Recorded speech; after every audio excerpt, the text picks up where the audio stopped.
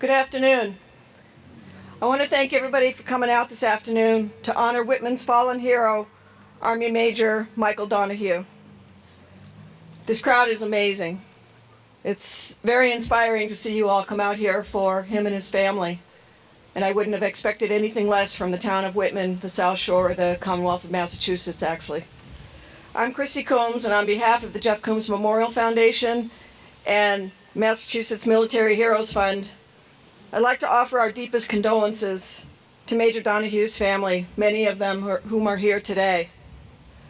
I hope the support and love you feel from your old hometown, its neighbors, and the Gold Star families who are with us today will help carry you through this difficult journey. I was honored to be asked by Representative Jeff Deal and the town of Whitman to assist with the planning of today's tribute. But I opted to pass the baton on to Dan Magoon, Executive Director of Massachusetts Fallen Heroes, who served in the same deployment group as Major Donahue, but at a different time. Dan is much more fitting and deserving person to lead the program today.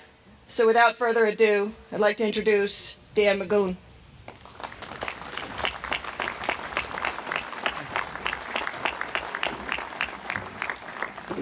Thank you, Christy. Good afternoon. It is an honor to be here with you all, to see the community come together and honor one of America's best, not only a native of Massachusetts and a native of Whitman, but somebody who served their country proudly. For their family and his family to be here with us today as we honor him is something that's truly remarkable. I had the distinct honor and privilege of serving in the United States Army. I was stationed at Fort Bragg, and I got out in 2007. We started this organization, Mass Fallen Heroes, in 2010, and we've come a long way since we started, but we've also seen the pains of war, not only as veterans who served there, but as an organization as a whole. This call from Major Donahue's friends was different for me because these are the guys I knew. And the one thing I can describe for this whole last month has been love. You know, we've seen the love of his friends, the love of his soldiers, the love of his family coming together today, the love of his community. So it is an honor to be here representing the Massachusetts Fallen Heroes Memorial Fund, President Greg Kelly, and all the other folks that have joined us today to put this together.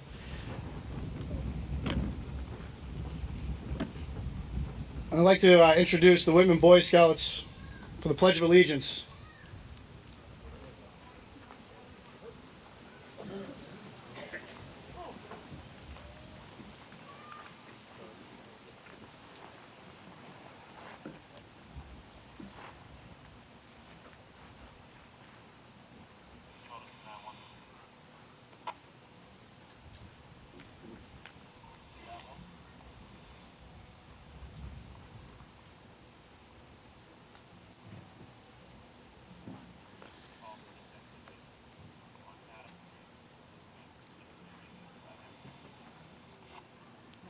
I pledge allegiance to the flag of the United States of America and to the republic for which it stands, one nation, under God, indivisible, with liberty and justice for all. And now the Rob Pangano Band with the national anthem.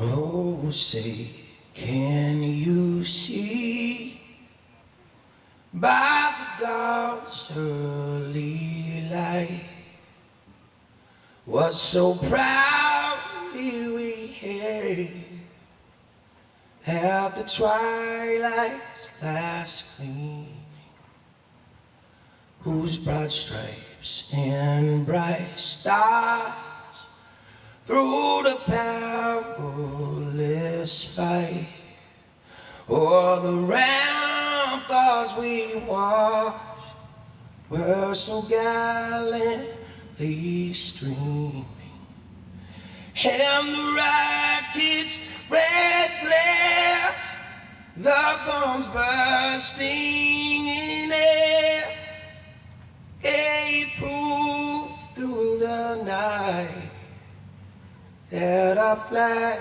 was still here. Oh, say does that star-spangled banner yet wave? Oh, the land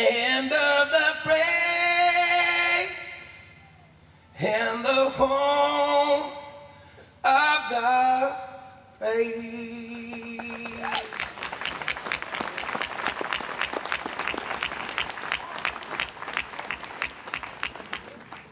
Thank you, Rob. And for our invocation, Reverend Christy Coburn, a former chaplain in the United States Navy and pastor at the United Church of Christ in Abington. Reverend.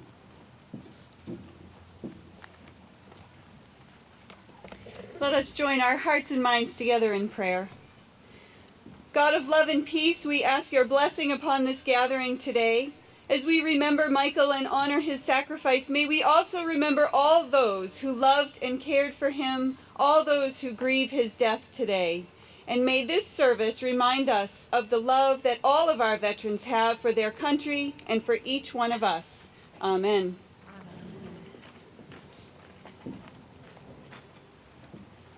Everyone may be seated. Joining us today, representing the Commonwealth of Massachusetts, and Governor Deval Patrick, a huge fan of veterans and mass military, a man who served this country with distinct pride, Major General Scott Leon Rice.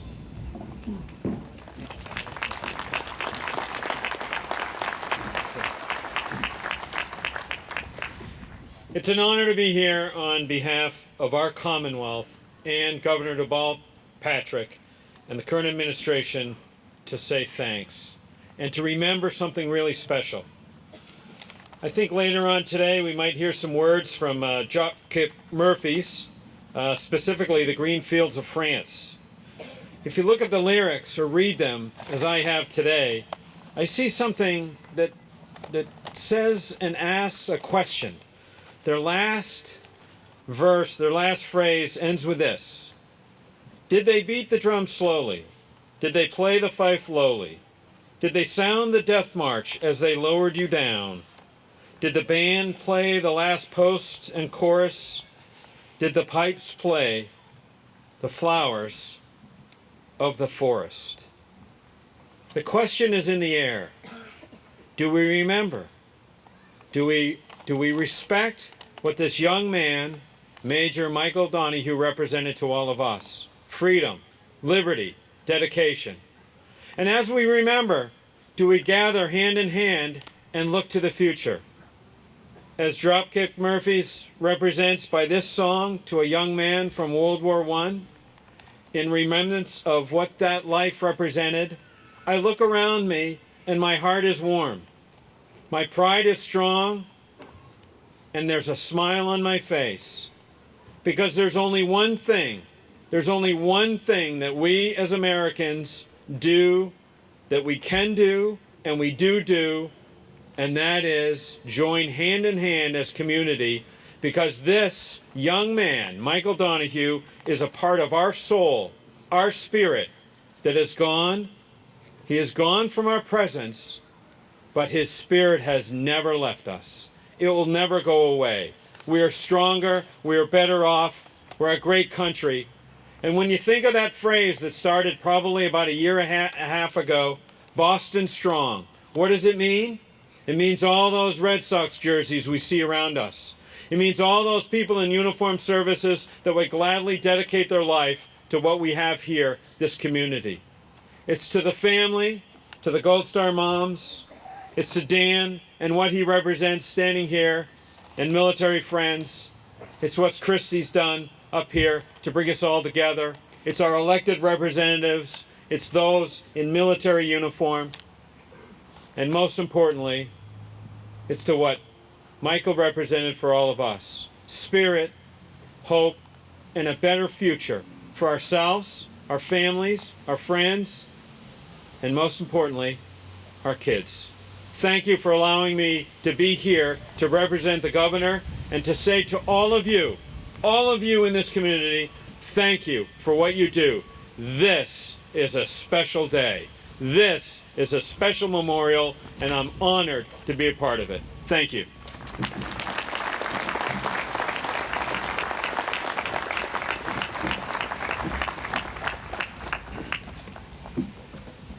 Thank you, Major General Rice. Now I'd like to introduce Paul Nickerson, Major Donahue's brother-in-law. Mike. Good afternoon. Thank you for being here today.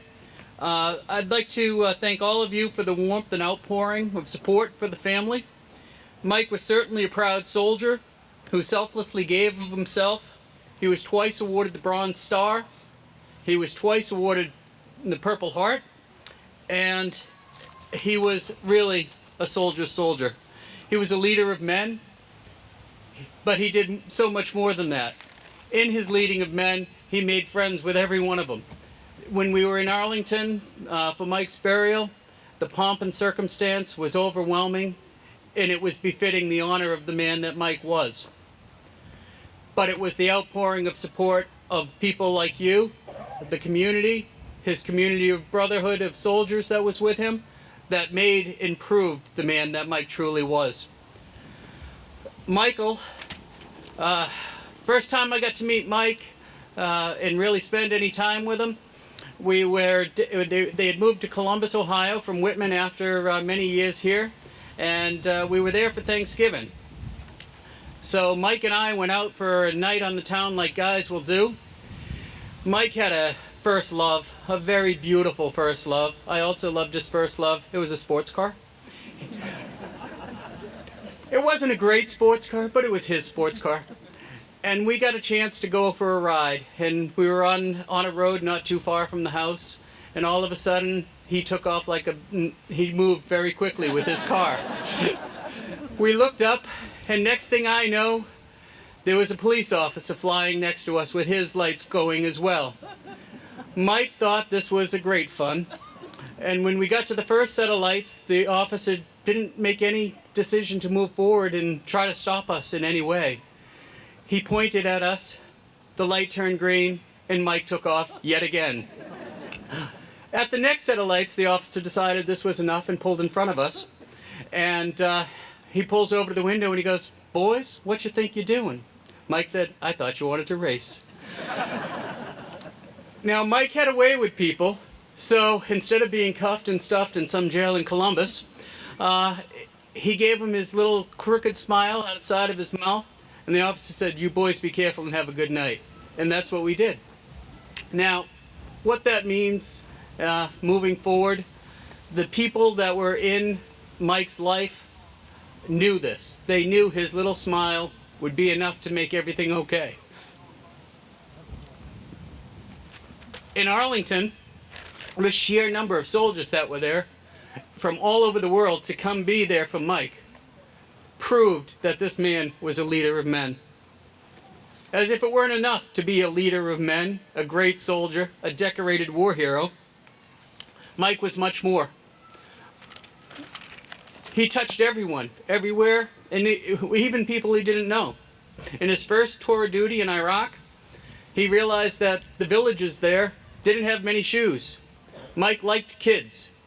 He really loved the neighborhood. He wanted to make these folks feel that America was there not to harm them but to help them. So he put on a shoe drive. And sitting here at a Labor Day party, didn't even realize at times that the things that are happening in the rest of the world, where Mike sends a note saying, "You've got people coming to your house for Labor Day, collect shoes. The people here need shoes." So that's what Mike was doing. He was overdoing his tour, serving appropriately in every way that an officer should.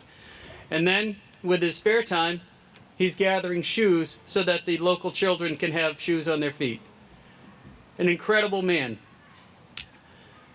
Didn't have to be even near you. Mike's love of Whitman, Mike's love of Middleborough, of Boston, and everything in New England came through in everything he did. He ran 50, 100-mile races for fun. A bit of an adrenaline junkie. That's okay, because that was the way he could get by in life. He carried the talismans of Boston with him. He carried Boston Strong flags. He carried Red Sox flags. He was a true New Englander. Michael touched everyone. We didn't even know the things Michael was actually doing, and many times, until after, unfortunately, his tragic demise. We got a story from a young lady in Middleborough, the town that we currently reside in, and she had written the soldiers in Afghanistan, asking them about, she had had some failing in her belief in Santa Claus at the time. And so she wrote a letter to the soldiers asking them how Santa Claus treats them. Mike said, Santa's fine with us. He takes care of us well. You take care of your family and everything will be okay. Mike continued reaching out to this family in Middleborough, in Lakesville, a couple of miles from us. We had no idea he was even doing this. But he loved Massachusetts. He loved being home. He loved talking to people about home. And so he would take any letter from New England, any letter from Massachusetts, pull it out of the pile of letters to soldiers, and he would answer it. He touched people. It was the right thing to do.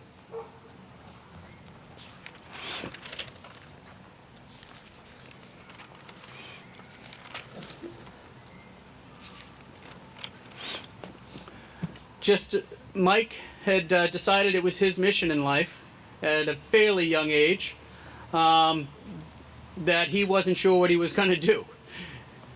Later in life, as he matured, the war in Iraq took one of his cousins, and Mike decided at that day that he knew what he was going to do, and his mission was clear.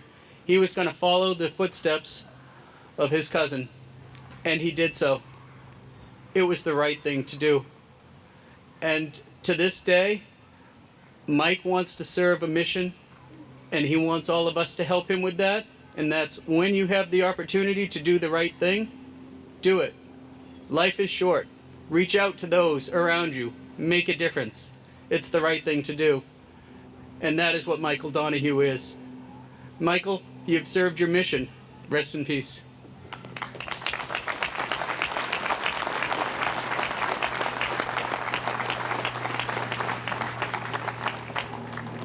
Thank you, Paul. The next speaker is Mike's aunt, Helen Donahue, is also a select woman in the town of Norwood. Helen?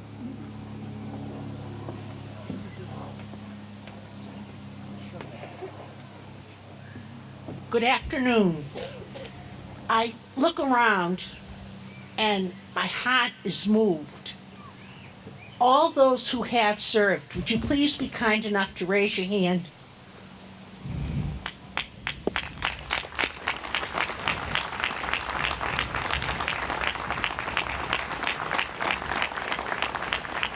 General, thank you for coming. Thank you to all those who have served. We have hundreds of years of service here to honor our nephew, Michael Donahue. I'd like to introduce Michael's mother, Patricia.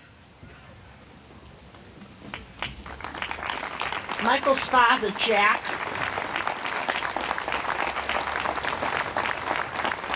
Michael's sister, Joanne.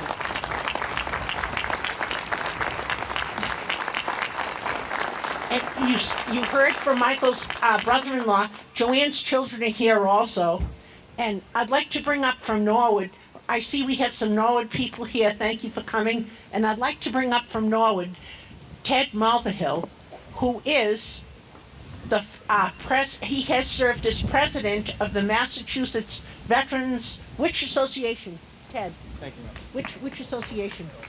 Massachusetts Veteran Service Officers Association. So many of you know Ted Mulvihill from Norwood. When Joanne asked me if I'd say a few words about Michael, I thought to myself, what an honor. And Paul Nickerson did a beautiful job telling you about Michael's personality. Some of you know Michael as a relative. Some of you know Michael as a friend. Some of you know Michael as a fellow soldier. In all these different ways, we have known him and we have loved him. I'd like to tell you about a visit from Michael. It was in 2009, and it was Memorial Day. And in the town of Norwood, Ted Mulvihill had arranged for a corner in Norwood to be dedicated in memory of Michael's first cousin, John Kilkus, who had served in the Persian Gulf War. He was 27 years old. He was a United States Marine, and he was killed in the Persian Gulf War. Michael's first cousin's wife, Laurie, is here, right over here. And Laurie was pregnant with their only child, Jessica. Jessica is here also. Jessica has a daughter now. So this is a picture of John Kilkus that I brought. One family, two Gold Star mothers, a brother and a sister. So all of you Gold Star mothers here, you understand the impact of that feat. So when he came, he was marching in the Memorial Day Parade. Michael, as you know, was 6'4". He was tall and thin. He had a lot of medals, like the general does. And so I asked him, Michael, what are those medals all about? And he just smiled and he waved me off. So I went to these miraculous computers, some of the medals that he has, and I'm sure the general might have some of the same ones.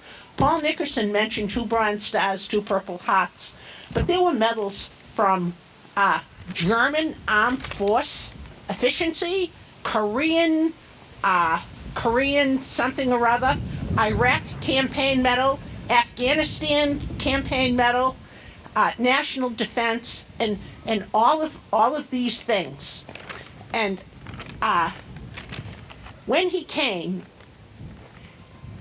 this past summer, August 12th, we had a family reunion, which we do every year.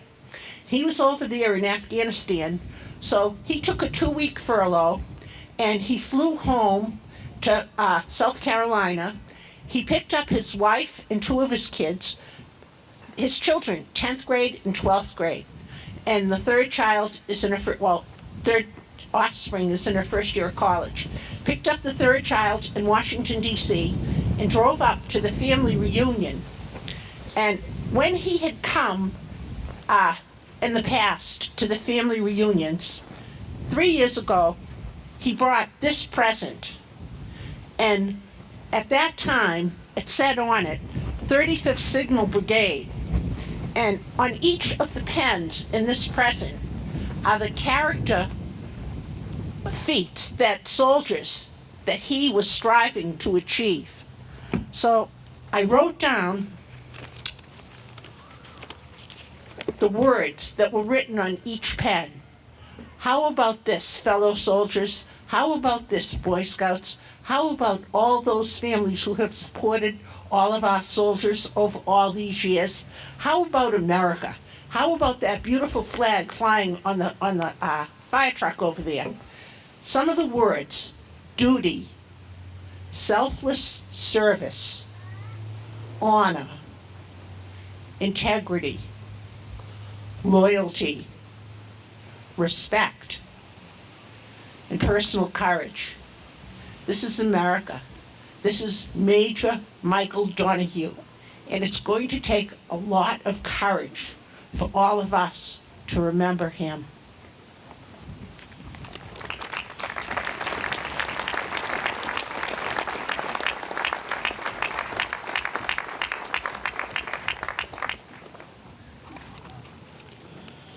Thank you, Helen. I'd now like to introduce 2 more speakers, classmates of Major Donahue. Cindy Adams, class of 1990.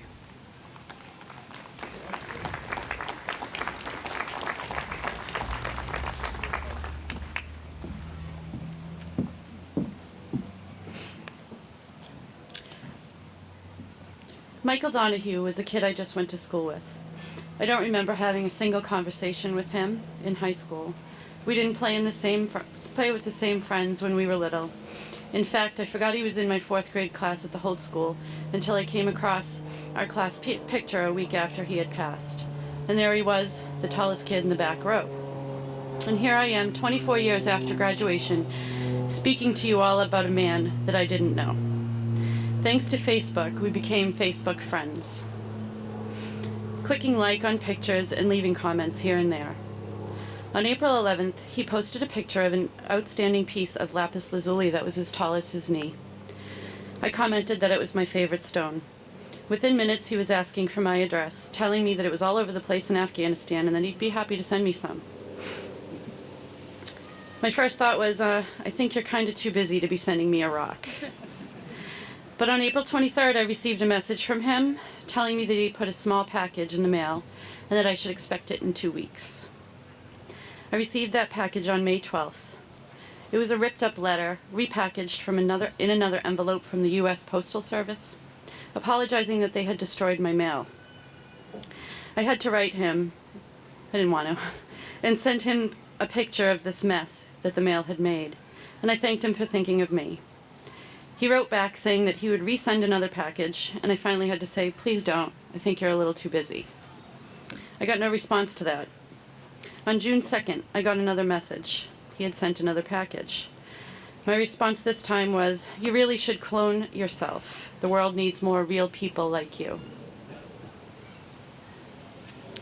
Sure enough, 2 weeks later, my mail held a small box, and inside was a heart-shaped piece of lapis and a bracelet to match.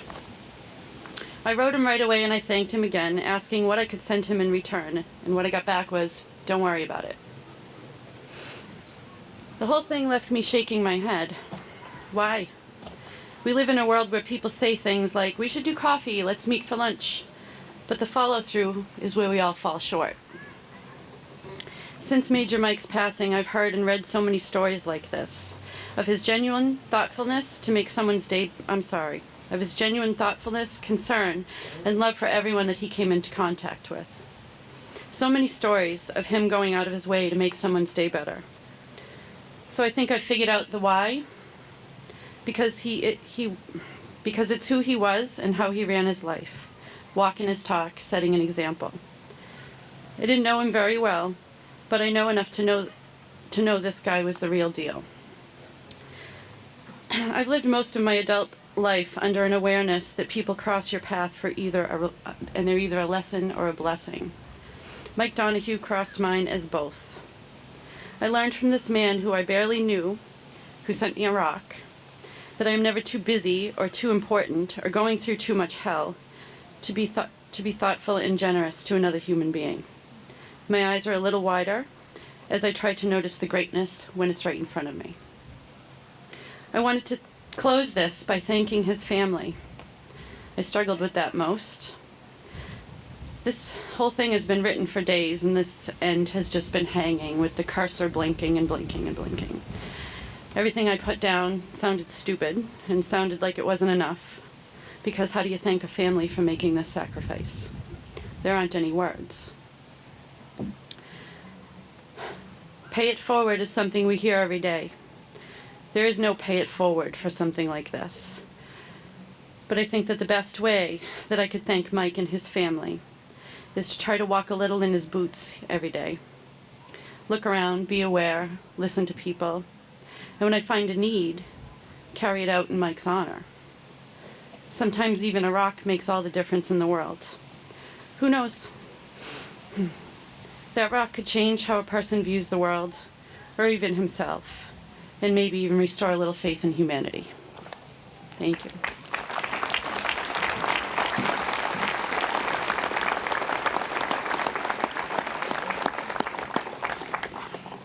Thank you, Cindy. Now another classmate of Major Donahue is Peter Brown, class of 1990.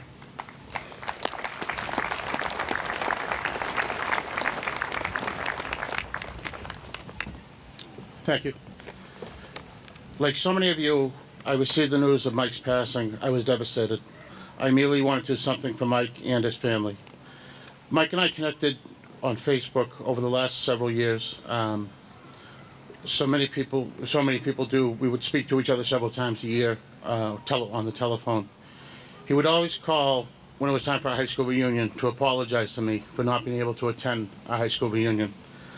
I would always reply, don't ever be sorry for what you do for this country. And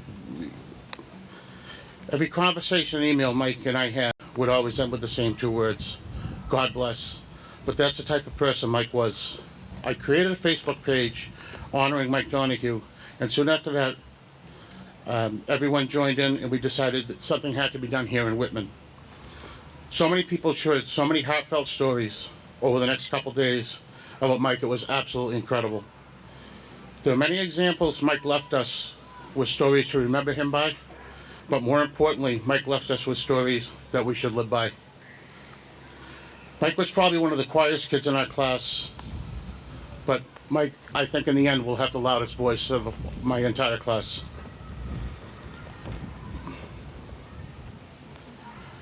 If you go to Mike's Facebook page, there's two things that I found that are absolutely amazing. First, under favorite books, Mike's first book, the Holy Bible. How many people can honestly say that their first favorite book is the Holy Bible? Not many, including myself. The second thing is a picture, and it's a picture that Mike took, and he's not in the picture, and there's no one in the picture. And it's taken on a porch when he was home here for his family reunion down the Cape. And there's a bottle of beer on the railing, and there's an American flag in the picture, and underneath it says, "This is for all those that remain in harm's way." And it just struck me as amazing. I said, here he is on his family vacation, spending time with his family, and he's thinking of his fellow soldiers overseas.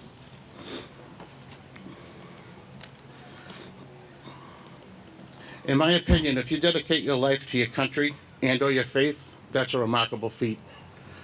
When you dedicate your life to both, I'm not really sure what word is best to describe it. That's exactly what Major Mike Donahue did. The one word I keep coming back to when I think of Mike is amazing. Mike's wife Sherry said it best. Mike had a huge heart, and so many people benefited from it. Random acts of kindness and paying it forward weren't just isolated occurrences for Mike, but it was his way of life. He was a major in the United States Army, awarded several medals, including Bronze Stars and Purple Hearts, all remarkable accomplishments. But Mike was something else. That is not achieved an achieved rank or an awarded medal. Mike was a leader, and Mike led by example. Now it's our turn to pick up where Mike left off.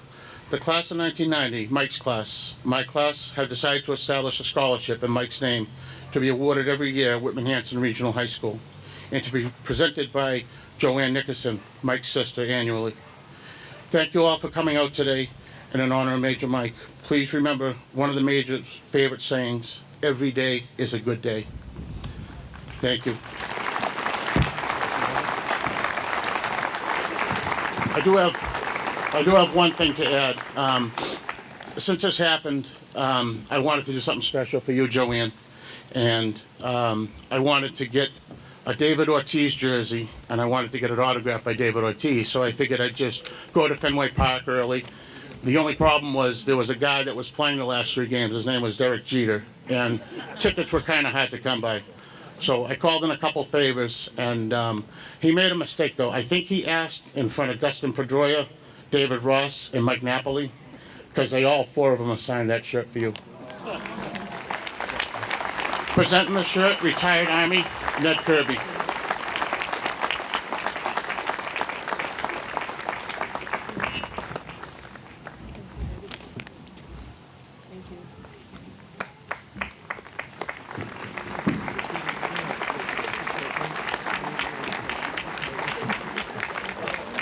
I also have one more gift. Can you hold it up? Boston Strong, and it reads Triumph After Tragedy. And it's signed by Johnny Gomes. And I want you to have that too, Joanne. Thank you guys so much for coming out. I love Whitman. Thank you.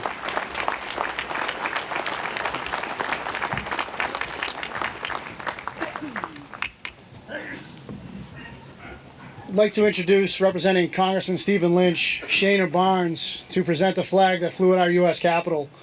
Congressman Lynch was unable to make it today, but his thoughts are with the family. Congressman Lynch is someone who's always there for our Gold Star families and our veterans and our military. His family itself is actually a Gold Star family on his mother's side. So on behalf of Congressman Lynch, Shana Barnes.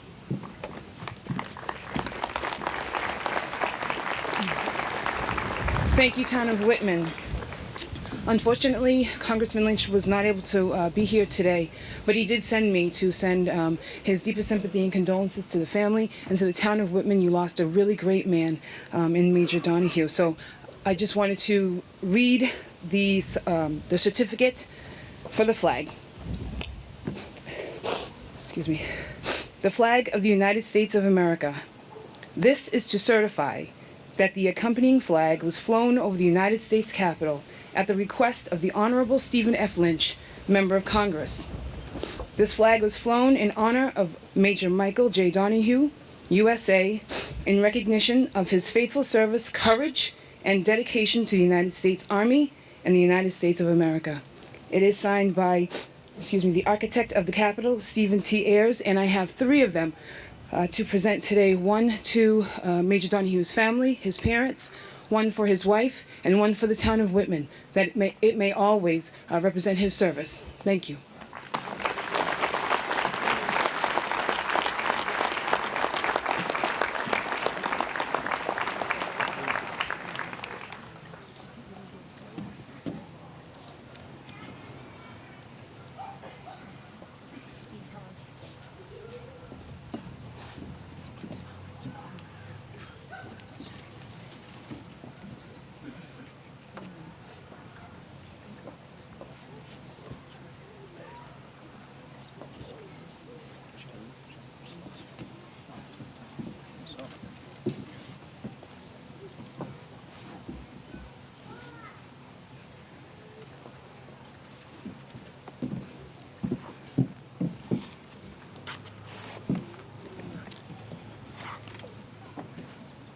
Thank you, Shana.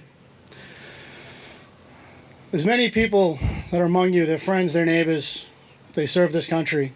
Some serve in uniform, some serve at home. Some of them are mothers, some of them are wives, some of them are soldiers, some of them are Marines, sailors, airmen, Coast Guardsmen.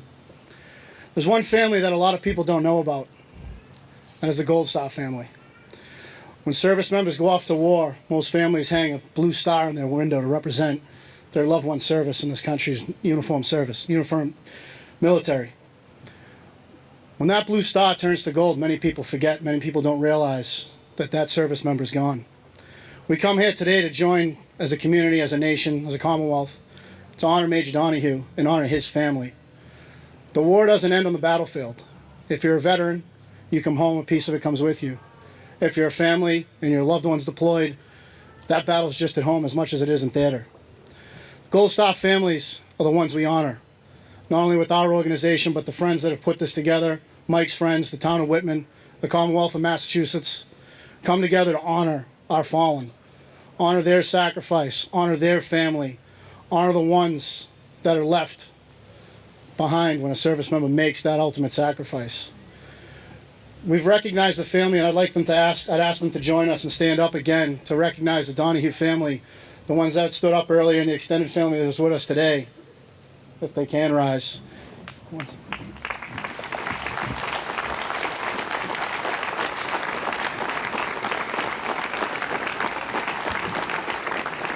But I'd also like to ask the other Gold Star families that join us from not only Massachusetts but across this nation that are seated to my left, your right. There's a few of them in the audience. I'd like to ask you all to come forward, stand up and rise. Gold Star families of Massachusetts, Gold Star families of the Donahue family. Peggy Griffin, I see you out there from the Gold Star Wives. It is important for us to know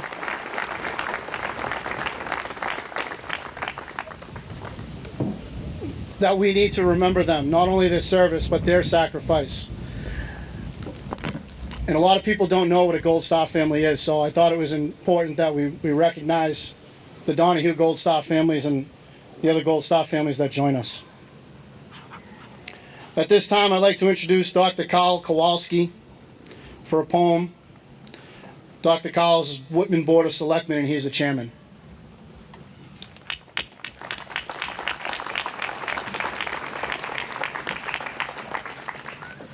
Thank you, Dan. It's an honor to represent the Board of Selectmen at today's event.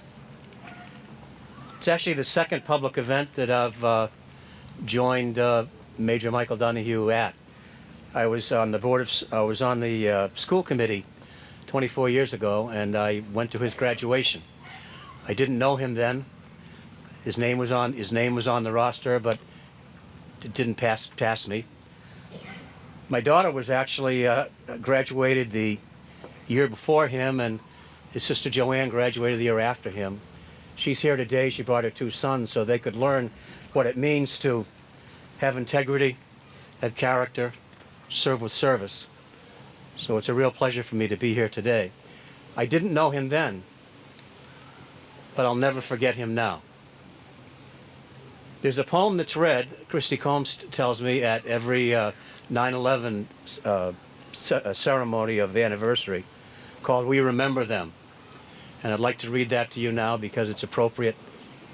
It's appropriate too, considering what I just said about Michael's high school graduation and today's event. At the rising of the sun and at its going down, we remember them. At the blowing of the wind and the chill of winter, we remember them. At the opening of the buds and in the rebirth of the spring, we remember them. At the blueness of the skies and in the warmth of summer, we remember them.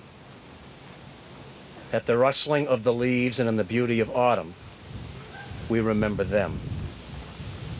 At the beginning of the year and when it ends, we remember them. As long as we live, they will live. For they are now a part of us as we remember them. When we are weary and in need of strength, we remember them. When we are lost and sick at heart, we remember them. When we have joy we crave to share, we remember them. When we have decisions that are difficult to make, we remember them. When we have achievements that are based on theirs, we remember them. As long as we live, they too will live. For they are now a part of us as we remember them. Thank you.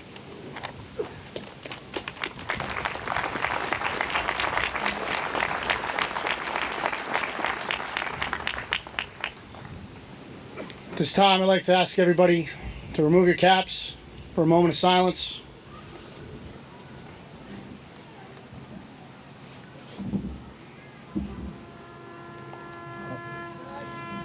I got attention.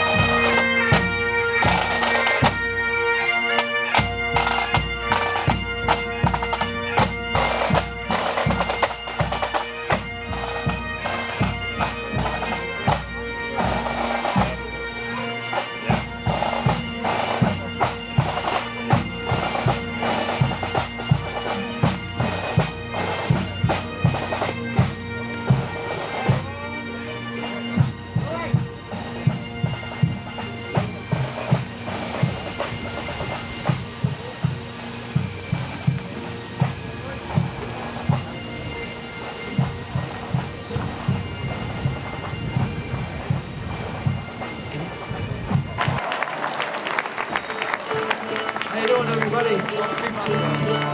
It's an honor and a privilege to be here on behalf of Major Michael Donahue and all the folks that have served this country, and we're happy to play a few songs for you if that's all right. The song's called The Fields of Athenry.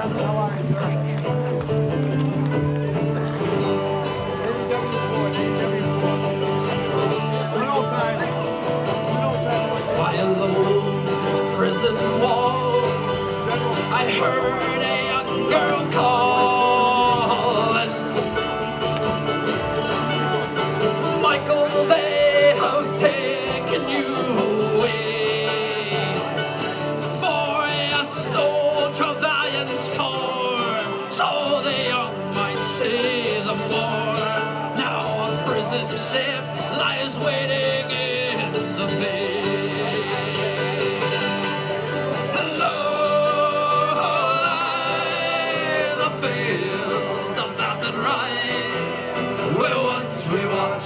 The small free birds fly.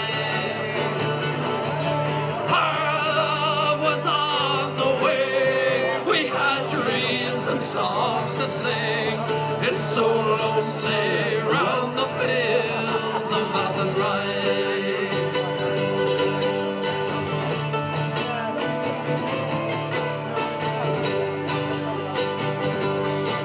By a low prison wall, I heard a young man calling. Nothing matters, Mary, when you're free. Against the famine and the crowd, I rebel, they cut me down. And now you must raise our children with dignity.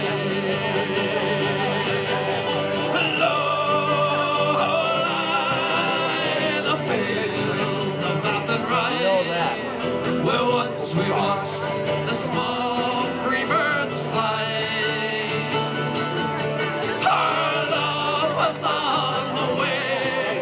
We had dreams and songs to sing.